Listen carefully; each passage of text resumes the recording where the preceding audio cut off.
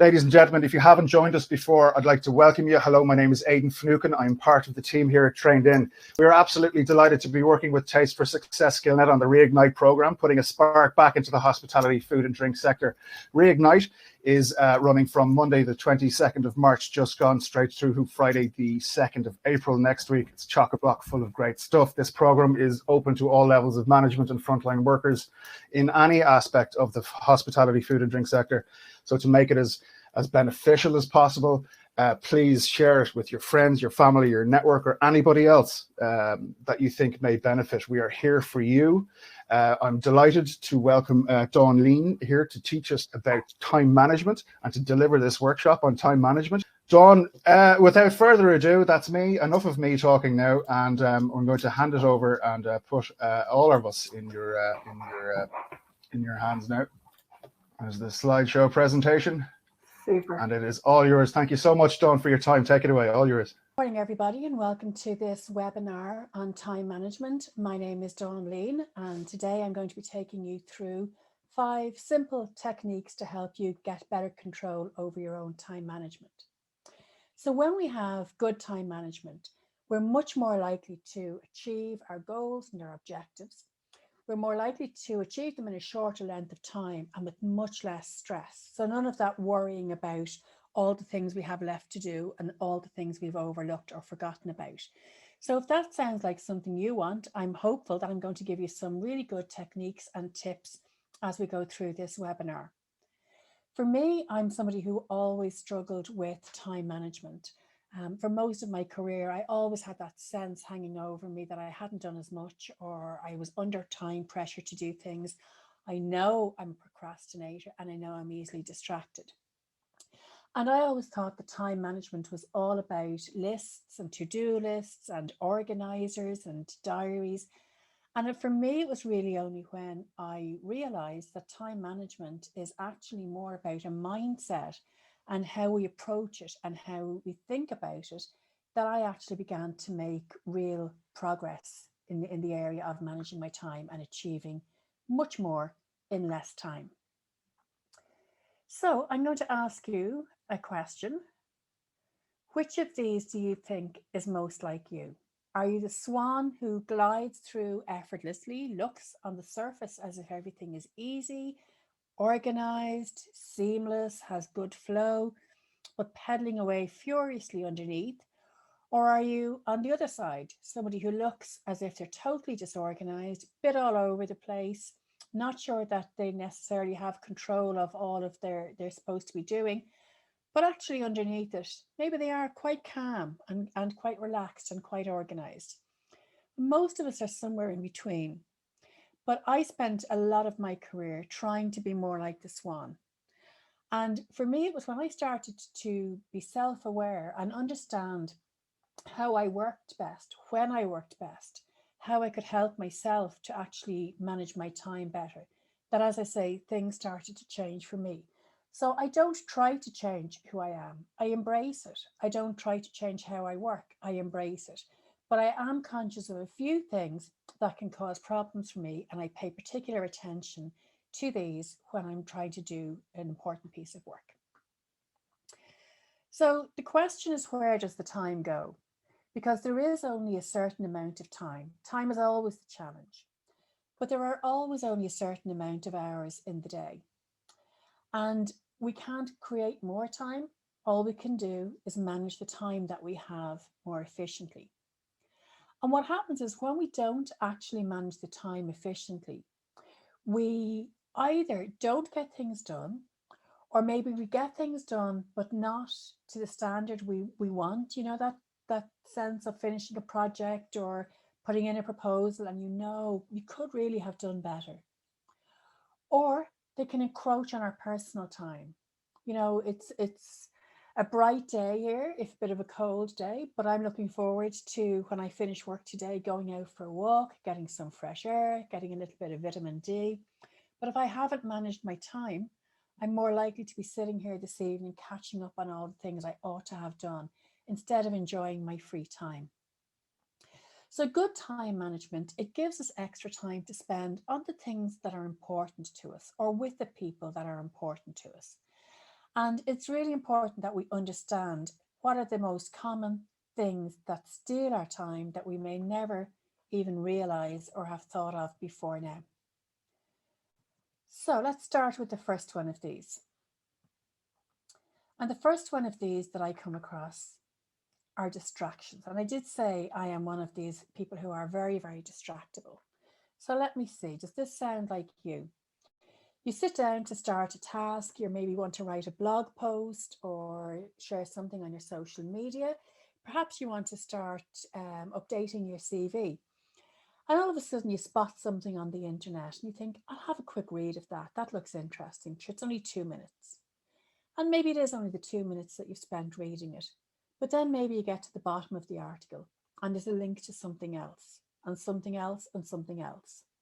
And so that 2 minutes can very quickly become 10 minutes or even 15 minutes. Maybe you've started work early because you know you want quiet time to focus on getting something done. And then somebody comes along and either drops by when we were in physically in the workplace, or maybe somebody phones or sends a message and you think, I'll respond to this. It's going to be a 5-minute call. And it means I can cross it off my list and I don't have to come back and revisit it or make time to do it later on. And that might seem to make sense. But what happens is that distractions are all around us.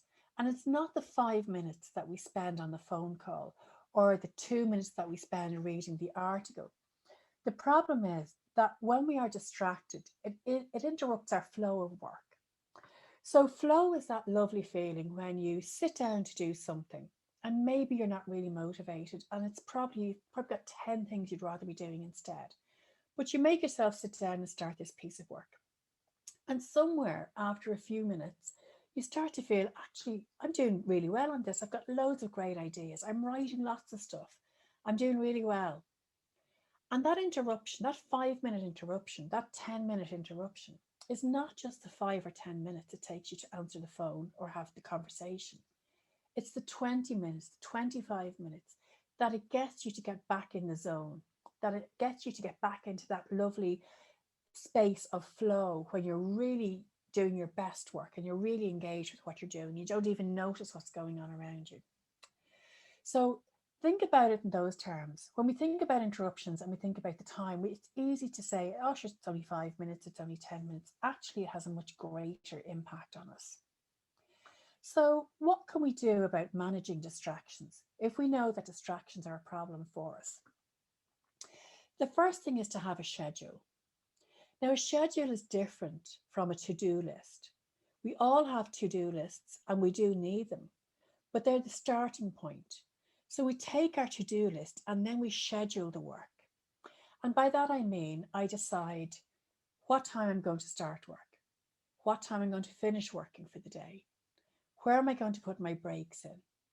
Am I going to go out for a walk because it's a nice day and I'll do it before it gets darker or colder this evening? Am I going to schedule that into my day? When is my best energy? When are the people available that I need to speak with? So I would schedule my day.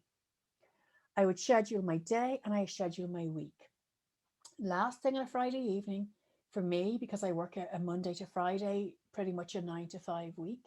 So for me, the last thing I do before I log off on a Friday is I give myself 30 minutes to schedule next week. I will make sure that I have Monday fully scheduled so that when I arrive and log on Monday morning, I'm not thinking, now, where do I start? What do I have to do? Going to my to-do list, trying to prioritize tasks, because that eats into my time. It's much more beneficial to do it while it's all fresh this afternoon. And then I log on Monday morning and I have a clear list of where I start, what I do next, what I do after that, when I take a break, when I go for coffee, when I stretch, when I go for a walk, when I return phone calls. So scheduling is really, really important. The next one is to have a clean and tidy workspace. So if you sit down at your desk and you have, a bill there to be paid, or you have a letter there that you've received in the post this morning, those things can distract us. They can distract our mind. And again, it can be easy to think, I'll just spend a few minutes on this. So if there's nothing on your desk, if there's nothing in your eye line, if there's nothing that can distract you, no wall charts, then it makes it much easier to focus on what you're trying to do. And this is a bit of a mad tip, but this is one thing that worked really well for me over the last year. My best desk is actually an ironing board. Okay. That sounds a bit bizarre. And I do have a home office, and that's where I am at the moment. But I actually bought an ironing board this year. And when I need to work in a place where I am not distracted by anything else, I set up the ironing board as my desk. It might be in the hall, it might be on the landing, it'll be somewhere there's nothing else going on around me. And it's super because it's height adjustable. I can stand or I can sit. It's really wide, so I can have my laptop and I can make sure I've got everything else that I'm going to need right beside me. I have space for it. And then it folds away and takes no space. So a clean and tidy workspace is really important. Making sure that you have everything that you need. There's no point in starting the work and then realizing, actually, I need to go and get my water bottle. I have nothing to drink. And then you're distracted again. So make sure you're set up for everything you need, but you don't have anything that you don't need in your eye line or on your workspace. Do not disturb is really important. So for those of us who either have maybe young children at home, or we have other people in the house who are working remotely, or we have people coming and going, it's really, really important that we make sure other people respect our time. And that can be as simple as just writing a do not disturb sign and sticking it on the door of your bedroom or your kitchen or wherever you might be working. It can be telling people, or it can be using some kind of a sign or a signal. So I worked in an open plan environment where this was always an issue. And I had some colleagues who had ways of flagging to other people, don't even approach. Because again, it's back to that, don't interrupt. The interruption, the fact that I can't talk to you now, the fact that I'll pick up the phone and have a conversation with you later, that's distracted me. And now I have to get back into my flow again. So for some people, they would have something like a little soft toy or something that they would just put up above their desk. And that was clear. Everybody knew that meant don't disturb, don't approach, don't come within 2 or 3 feet of me. The next thing is to chunk it down. So often we can be really overwhelmed by the scale of the task, or maybe it's something that we've never done before, we haven't done it very often, or we just don't enjoy doing it, or we don't feel we're very good at it. And it can be easier to look at it and think, oh, there's so much in that. I'll do it tomorrow. I'll do it later. I'll do it next week. The best way to approach any task like that is to break it down into small pieces. So if I decide that I want to run the marathon in October, I'm not going to wait until the day of the marathon and go out and try to run my 26 miles. I'm going to take that piece that Stephen Covey says, start with the end in mind. I want to run a marathon. So what do I need to do? Well, by this week, I need to be able to run 10 miles. So to do that, what point do I need to be able to run 5 miles or 2 miles? Maybe I've never run before and my starting point is couched to 5K. So when we break it down into smaller pieces, it feels more manageable. We're able to focus more on what we're supposed to be doing at that point in time instead of worrying about all the things we have to do in the future. And then we feel a greater sense of control and that lovely feeling of I've actually done that and now it's time for me to move on to the next piece or the next level. And finally, turn off the tech. So WhatsApp, Twitter, Instagram, all of the push notifications that come all the time. Again, very easy to pick it up, to see something on the phone. That in itself is a distraction. So when I'm working on something that I really need to focus in on, I will turn off my phone. You may need to keep your phone on for different reasons, but turn off all of the notifications or put your phone somewhere that's out of your reach. I don't work on 2 screens. I don't work on multiple screens, as I know some people do. And I find it useful for certain things. But when I want to focus on something, I will work on 1 screen only, and I will only have 1 tab open. So it might be a Word document. It might be a PowerPoint presentation. I won't have my email folder open. I won't have anything else open that might distract me. So turning off the tech is really, really important because we all get drawn in and sucked down that rabbit hole where we think, I'll just have a quick look at this. I'll just read that. The next of the 5, number 2, the next thing that really trips us up sometimes is poor planning. So planning is really, really important, obviously. And we all know that. I'm not telling you anything here that you don't know. But when we fail to plan, we can end up a little bit all over the place. Okay. How do you decide what's important? And how do you decide what's urgent? Do you see a difference between the two? What does important mean to you? What does urgent mean to you? Or do they mean the same thing? When we don't plan, we end up deciding based on what's needed next. So, somebody sent an email looking for this, somebody is waiting for me to phone them back. So our time is being managed by other people's agendas and what's important to other people. Okay. And unless we actually really get good at planning, then we're always reacting, always responding to what's urgent, always what we call firefighting. And that becomes an ever decreasing circle. So what happens is I'm always reacting over here. I'm always dealing with the urgent stuff. I never get time to think. I never get time to plan. But because I never get time to think or plan, I'm always reacting. I'm always dealing with the urgent. I'm always firefighting. Okay. So planning is hugely important. And I mentioned that whole Stephen Covey, start with the end in mind. And that's my advice, my first piece of advice to you when it comes to planning. If we know what we want to achieve at the end, it's much easier to break it down into, well, what do I have to do 2 weeks before that submission is due? What do I need to do a week before I have to write that business proposal? Where is the information that I have to gather? And we can pace it out, okay? The next suggestion is to be realistic. We often think we have far more time available than we have. We don't notice the things that eat into our time. And sometimes we overcommit. So building in slippage, really, really important. If I think it's going to take me 4 days to complete a piece of work, I'll often say it will take me 5 days. And that gives me a day to manage with in case something goes wrong. So maybe something's not delivered on time. Maybe somebody calls in sick. Whatever it might be, I've built in a little bit of a buffer. And if nothing goes wrong and everything goes the way it's supposed to, well, that's super. I have set the expectation that I'm going to deliver something in 5 days, and I've actually delivered it in 4. So I'm going to have a client who's really, really happy because they got it earlier than they expected. Be proactive. Being proactive is really important. So what do I mean by that?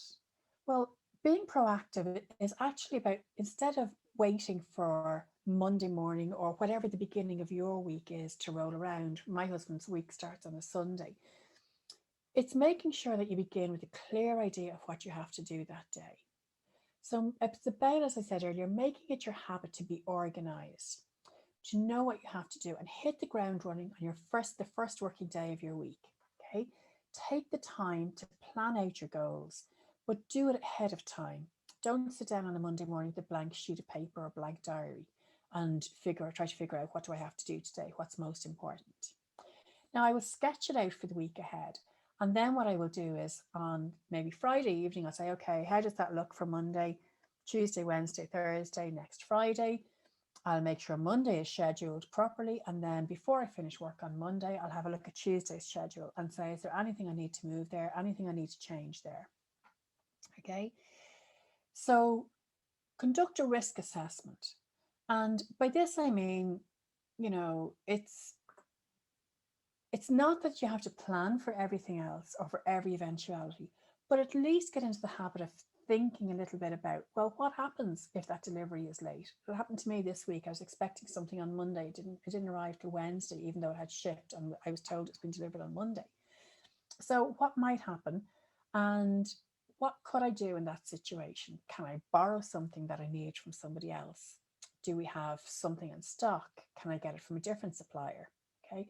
What happens if somebody phones in sick? Do I have in the back of my mind who I might phone in to cover for them?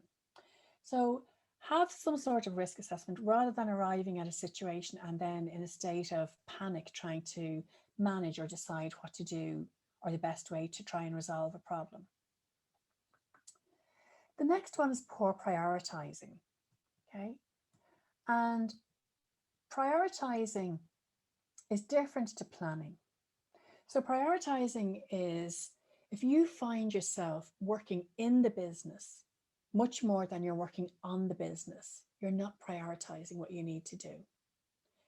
Prioritizing is when we find ourselves, as I said, dealing with things that are urgent, always dealing with the urgent rather than the important. Things that were important, we could have dealt with them 3 or 4 weeks ago, now they've become urgent. So prioritizing is all about how we identify what is the thing that will bring us most value if we work on it now. It mightn't be the most interesting. It mightn't be the thing that I want to do or feel like doing. It might be the thing that somebody is shouting for, but it's the thing that's going to bring me closer to my goal, closer to what it is that I wanted to do, that I need to achieve. So some of the ways that we can address the issue of poor prioritization or not prioritizing well, first of all, don't take on too much. Sometimes we feel that we have to say yes to everything, we have to agree to everything, particularly in the last year. Work is up and down for some people, it's non-existent for others. But sometimes we can end up taking on too much. And it's really important to be clear. And to do that, I ask myself, is this something that's going to move me closer to my overall goal or my overall ambition? Or is it going to move me further away from it? And sometimes we can feel that we have to take on things to do for other people, other people's worries or concerns. So really make sure that you get into the habit of saying, actually, I'm not able to do that, or I'm not the best person to ask to do that, or I can do it, but it will be 2 weeks before I'm in a position to start it. The next one is make lists. And I am a big believer in writing down everything that has to be done. It's the best way of making sure that nothing's overlooked. So as I've said, I have a to-do list, and from that, I devise my schedule. But I love actually physically writing it down and drawing a line through it, doing a big tick when I have something done. I personally get a great sense of satisfaction from that. And a to-do list is a great way of doing a brain dump before you finish your working week. What are the things that I need to be thinking about next week? Those kind of niggly things. I'm just going to write them down, and then they're there. They haven't just gone off into the ether. They're not going to cause me to wake up at 3 o'clock in the morning thinking, oh my gosh, I never realized I had to do that, or I completely forgot about it. Write it down, and then it's there. And you can see that you're making tangible progress towards your goals. Really reduces your stress levels, okay? The next one is to think about urgent versus important. So this is one that we often confuse, as I said, urgent and important. They can mean different things for different people. So how do I decide what's important and what's urgent? Well, one of the things that I do is I get a blank piece of paper. I will draw a big square in the middle. I'll divide it into 4. So I've got 4 quadrants. And in the first one, I will write down the things that are important and urgent. So if they're important and they're urgent, they're the things I do first. Okay. Over here, I'll write down the things that are important but not urgent. So they are really important, but I don't have to do them right away. I'll then decide when is the best time for me to do those tasks. And I'll put those tasks into my schedule. It may be for tomorrow, it may be for next week, but I will schedule them and I'll make sure they're in there. Down here in this corner, I will write down the things that are urgent, but not actually important. And this is one of the things that we can get drawn into, of spending all our energy on things that are urgent, but not really important things. Now, I will look to delegate these as much as possible. So like many of you on the call here today, I'm it, okay? I am the business owner. I'm the person who's delivering the service. I'm the person who's answering the phone. I'm the person who's running social media, who's making the sales calls, who's making the coffee, who's doing the post, who's doing the photocopying. So I am it, okay? And very often I can find myself doing things that need to be done. So maybe a LinkedIn post or a social media post, okay? And it needs to be done because I haven't done one this week and it's now Friday. But when I think about it, is it a good use of my time to do that? Maybe not. So I will look to delegate as many of those tasks as possible. If you've got somebody who works with you, if you've got somebody on your team who's far better at stuff than you are, delegate the work out to them. If you're a solopreneur like me, if you have a very small team, there are lots and lots of virtual assistants. Go on to Fiverr. There are lots of people in a gig economy who will do various pieces of work for you that you don't have the time to do yourself, or that is an unproductive use of your time. So if you're not comfortable using social media, then why spend hours trying to learn, trying to manage Canva, if in a fraction of the time for a really low cost, you can get somebody to do what will probably be a superior job. And then the final quadrant, these are the tasks that are not urgent and not important. So I certainly don't prioritize these in any way. They might be attractive. I might be interested in doing. They might look like lots of fun. They might be things that I enjoy doing. But if I've classified them as not urgent and not important, that helps me to know when to schedule them. But it also helps me to think about, do I really need to be doing these at all? You know, what is the purpose of these? Why am I doing something that's not urgent and not important? The next one is understanding your energy. And this is about understanding the time of day that you focus or that you work at your very best. So very often we won't have much choice about it. But I do know that for me, I'm a morning person. I have no problem getting up at 6 o'clock and starting work, and I'm raring to go. But I am flagging in the afternoon and early evening. So where it's within my gift to manage, I try to organize all of my thinking work, all of the work that requires focus for those early hours of the morning when there's a good chance nobody else is up and around, or when I feel that my brain is really functioning at its best.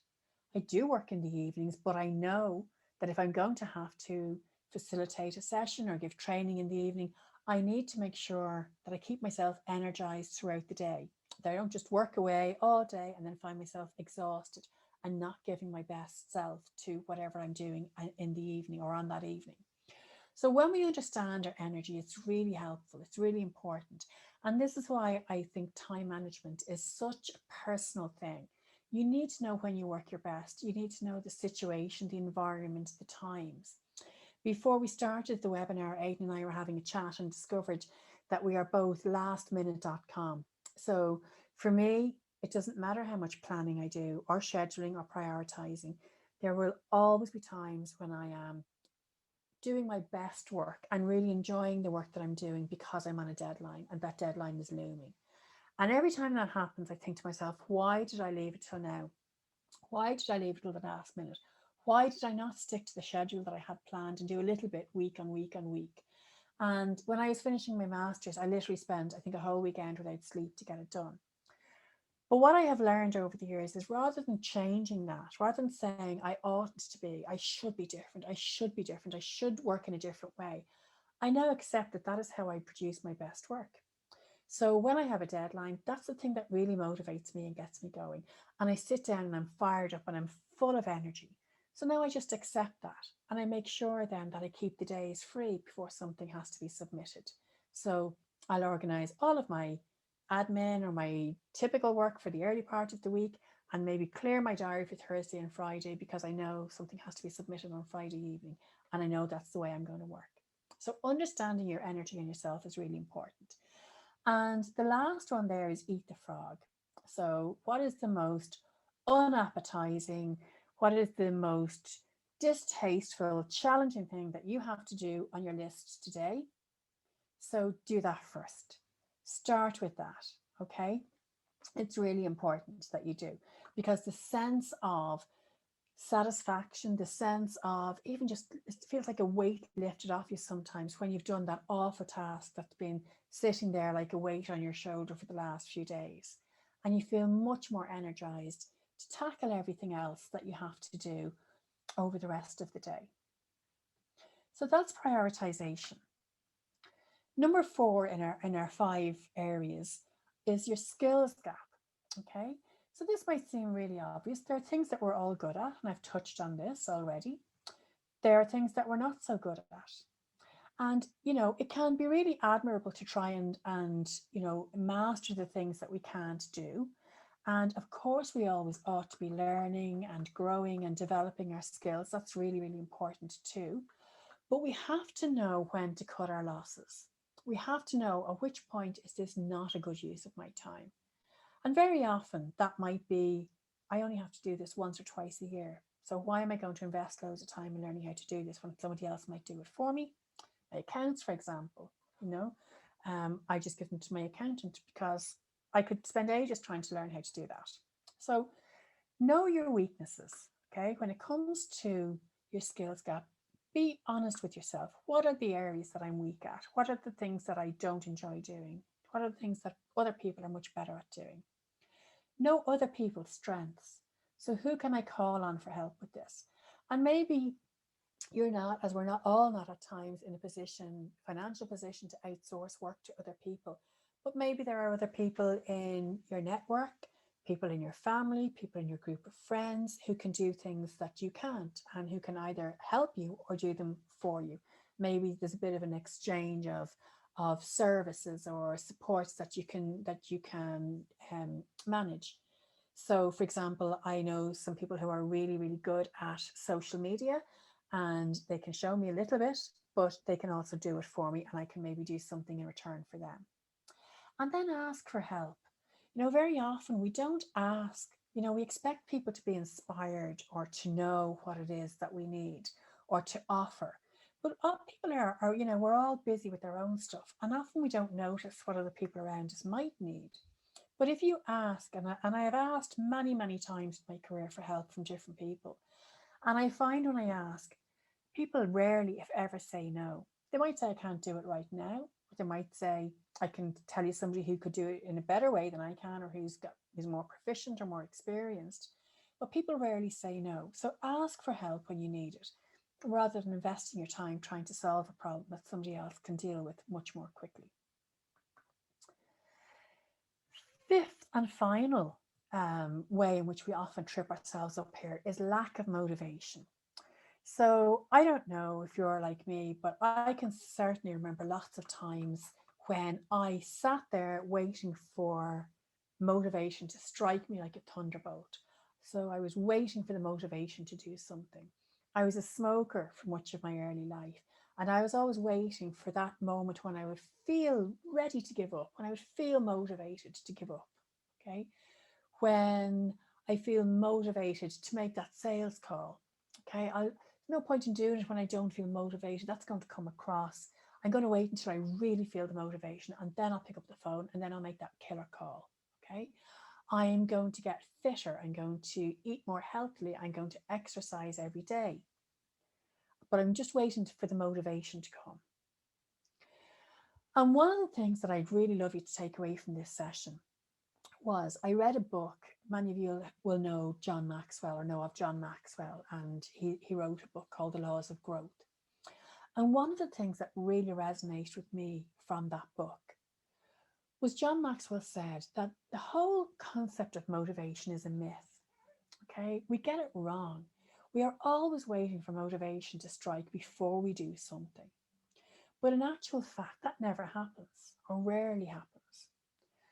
Motivation comes when we start doing the thing and we keep doing it. And then the motivation comes when we're in that flow. The motivation comes to continue, to do more, to do better, to invest more. So if I give you an example, I don't know anyone who, if any of you have signed up or engaged with the 100 days of walking. So that was something that I was determined to do this year. And I started off in January with my 100 days of walking.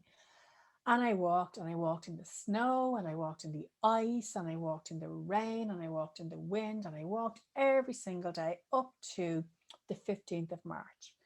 And on the 15th of March, I had a crisis at work, a real work crisis.